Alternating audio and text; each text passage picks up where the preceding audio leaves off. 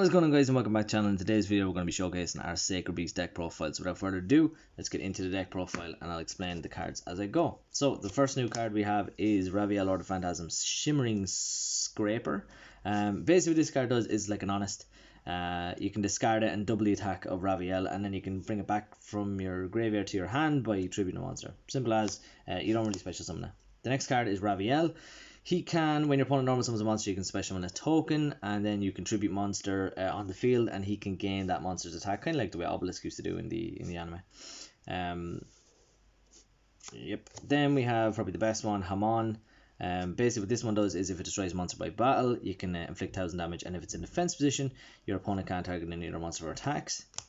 Then we have Uriah, gains trap, it gains attack based on the traps, and it can target a set spell or trap card your opponent controls and destroy it once per turn. That's it for the big boss monsters pretty much. That's how the deck kind of works. Normally you can't summon him without tributing traps. Normally you can't summon Hamon without tributing spell cards, and then Raviel is only fiend monsters, but there's ways around that now with the new structure decks that came out. So the next card we're running is Dark Beckoning Beast.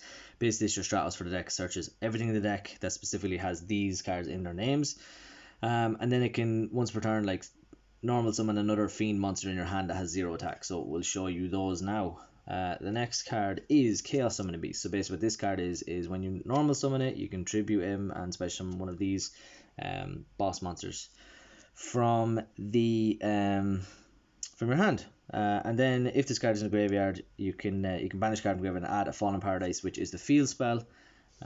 Pretty much field spell lets you draw 2 cards, and I'll go into that in a sec. The next card is Dark Summoning Beast. So basically this is the exact same. You tribute it, special summon one of the Sacred Beasts from your hand, and then once per turn you can banish card from graveyard, add another a separate one from your deck to your hand, pretty much. Then I have a little Danger Engine. Now if you have Nessie, Jackalope and Tatsunoko, run those, but this kind of a more budget version of the Dangers. So this is Danger Dogman. The way Dangers work is your opponent chooses a card in your hand, discard it, and if it is not Danger Dogman, you get special summon and draw a card, and if it is Danger Dogman, your opponent loses 1000 attack. All your opponent's monsters lose 1000 attack. Same goes for Mothman, except for when he is discarded, both players discard a card and draw a card. And then Chupacabra is you can special summon a danger from the graveyard. That's pretty much how they work. The next card we're running is 3 Ash Blossom to stop your opponent from searching, and that is it. It's pretty self-explanatory there. Now if we go on to the spells, the next card is Dimension Fusion Destruction. This basically just gets you Armor Tile by banishing from your field or whatever, field or graveyard, the Sacred Beast monsters. And then if you have either of them on the field, your opponent can't negate this, pretty much.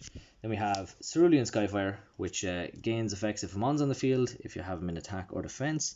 If he is in attack, you can negate any spell or trap effect activated that your opponent activates, and then change him to defense position. And then if a face up Uriah, Hamon or Raviel is destroyed, you can not take damage for the rest of the turn. Pretty much. The next card is 3 Fallen Paradise. If you have Raviel, Hamon or Uriah on the field, you get to draw 2 cards every turn. Yeah, very easy.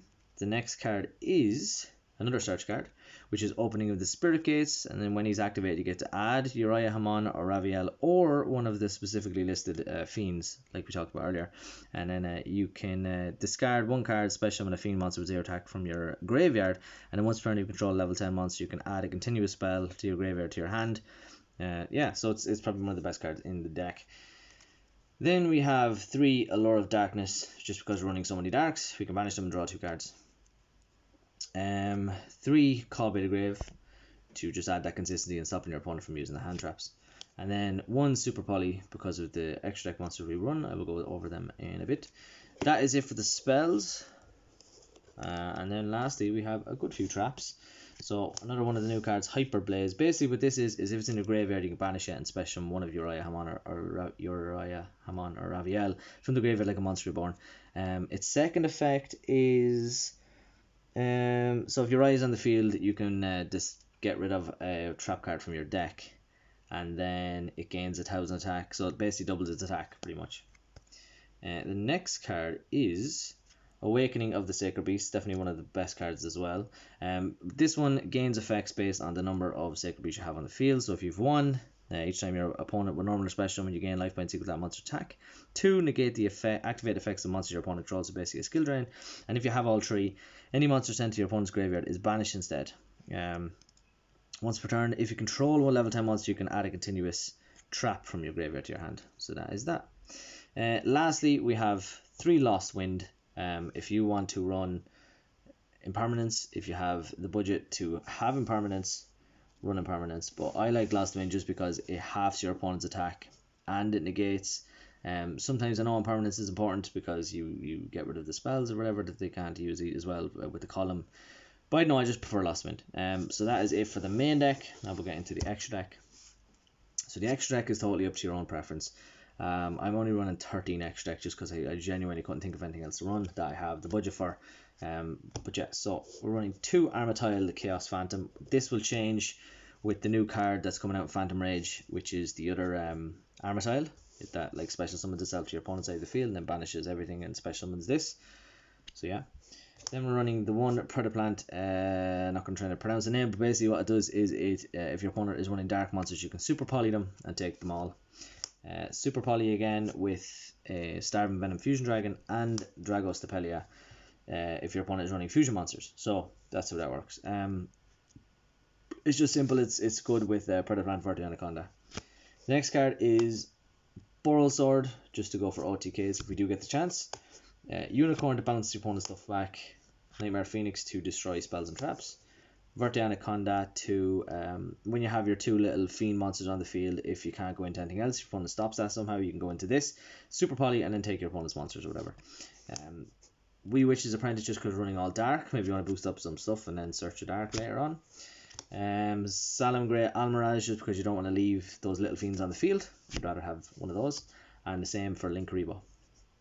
So that is it for the extra deck.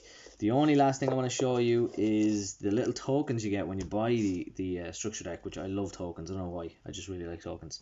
But you get 3 of Phantasm Martyrs and 3 of the Phantasm tokens.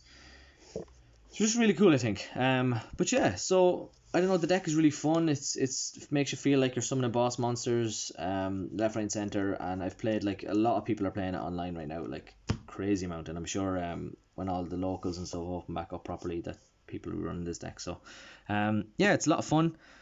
Let me know what you think in the comment section down below. If you do like all that kind of stuff, don't forget to like, comment, subscribe, do all that good stuff.